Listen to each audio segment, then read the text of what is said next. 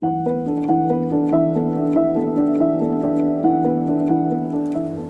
over here.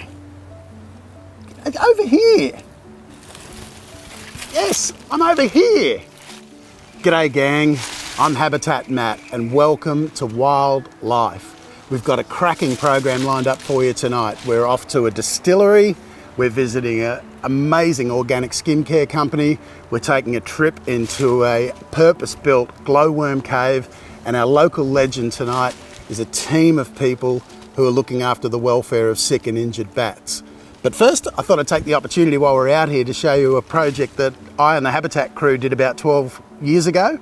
It's a rainforest reconstruction and it's going absolutely gangbusters. So let's go check it out.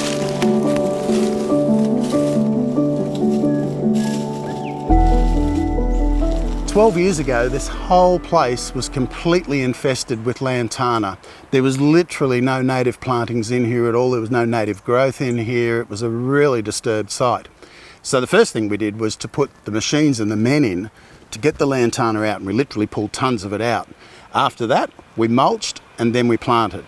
Now the plants that we picked included these guys, blue quandongs. They're a rainforest giant, but as you can see, their buttresses are fantastic. Now we're down in a low flood-prone zone. It's a creek, it's just over there. These guys are ideal for two reasons. First, they hold the ground in place, and second, they quickly form canopy, which attracts all sorts of other native animals, including flying foxes. Now, flying foxes serve a fantastic role in native ecosystems in Australia because they bring native seed into places like this. And here's a good example. Over here, we've got Ficus coronata, which is known as the sandpaper fig. That's the common name. And it's been brought in, and there's one there, there's one here.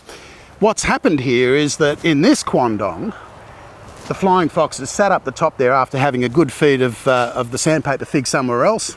It's had a poop, down goes the germinated seed, up comes the plant, and we get what's known as native recruitment. And that's occurring quite a lot through here, which is exactly what we were looking for.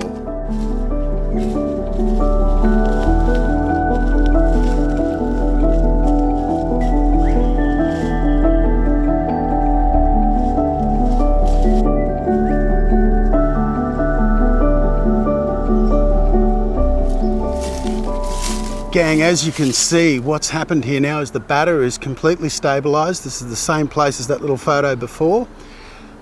These guys that we planted are doing really well, but that large leaf that you can see in the foreground is from a macaranga. Now, macaranga trees are pioneer species, and by pioneer, we talk of them as being fast growers that create canopy very quickly, and in doing so, they create the microclimate for everything else to germinate. They don't live very long, but they perform a really crucial function, and the best part about this macaranga that you can see is we didn't plant it. Most likely has come in from flying foxes. It's germinated here, which just shows that the ecosystem is now fully functioning, which is exactly what we were looking for.